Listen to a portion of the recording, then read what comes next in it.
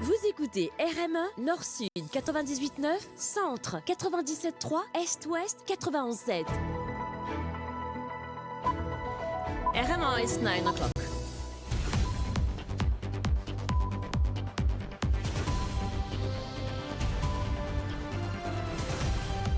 The news with Ayrece Stewart. Good morning, Ayrece. Good morning, Sophie. We start with the headlines. High swell warning in effect as cold front hits Mauritius, with temperatures dropping by 3 degrees as gusts reach 80 kilometers per hour in some areas. Spike in respiratory infection sees over 4,000 cases recorded in 1 week.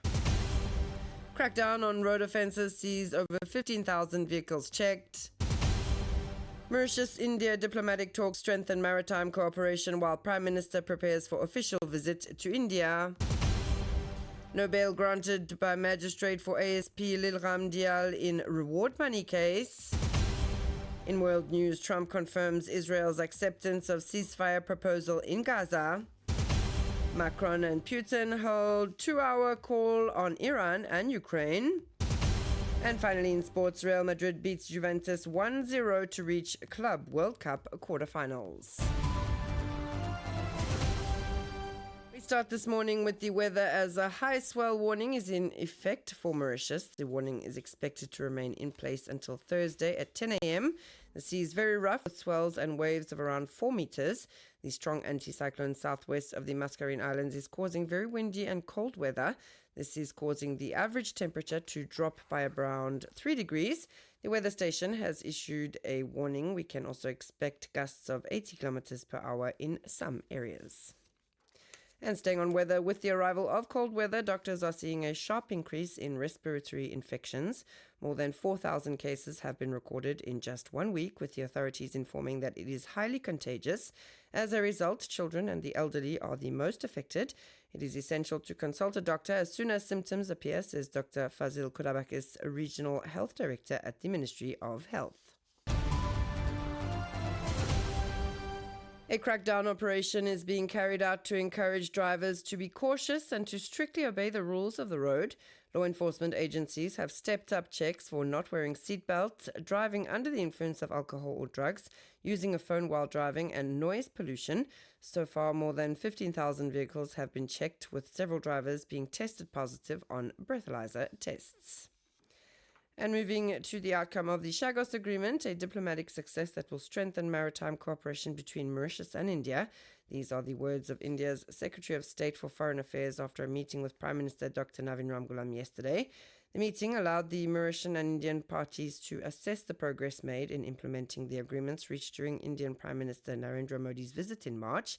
At the same time, they prepared for the Mauritian Prime Minister's upcoming official visit to India at the invitation of his Indian counterpart. According to a communiqué from the Prime Minister's office, the meeting served to review the progress made on key agreements signed during Indian Prime Minister Narendra Modi's visit to Mauritius in March. It also laid the groundwork for Dr. Navin Ramgoolam's upcoming official visit to India at the invitation of his Indian counterpart. Beyond existing cooperation, including reforms and developments in the judicial sector, discussions also explored new areas where India could share its expertise with Mauritius. Among the key topics, the Indian Ocean Conference, set for next April.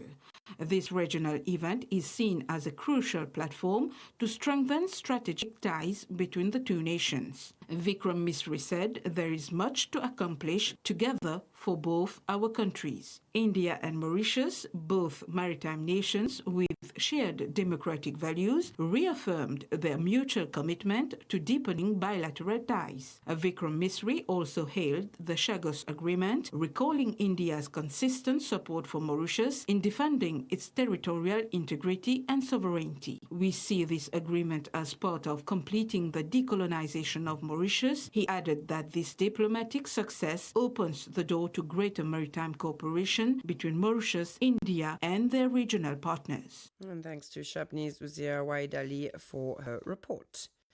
And now on to the reward money case where no bail was granted for ASP Lilram Dial. The bail motion for the Assistant Commissioner of Police, former head of the CCID's anti-terrorism unit, was rejected by the Port Louis District Court yesterday. In her decision, Magistrate Nazish Sakulu highlighted a high flight risk, but also of the potential interference with witnesses. Lovina Sophie tells us more. No bail granted for ACP Lil Ramdial. He has been in custody since June 20 on money laundering charges as part of an investigation into the alleged embezzlement of public funds related to the reward money scheme intended for police informers. The senior officer has been remanded in custody until his next court appearance. The investigation by the Financial Crimes Commission revealed that he allegedly received 4.5 million rupees from the reward money fund, which was deposited into a joint bank account held with his wife at a commercial bank. He is also said to have implicated 2 other senior police officers in the case, one of whom reportedly received 500,000 rupees. One of the troubling pieces of evidence is the purchase of a vehicle worth around 2 million rupees, allegedly funded with misappropriated money. And it's 9:06. You're listening to RM1. Moving on to international news. Israel has accepted the conditions necessary to finalize the 60-day ceasefire in Gaza, US President Donald Trump announced on Tuesday. He then urged Hamas to accept this ultimate proposal. Earlier in the day, Israel announced that it had expanded its offensive in the Gaza Strip. And staying international, French President Emmanuel Macron spoke by phone for more than 2 hours with his Russian counterpart Vladimir Putin on Tuesday. The Elysee Palace said, adding that the two leaders discussed Iran's nuclear program and Ukraine.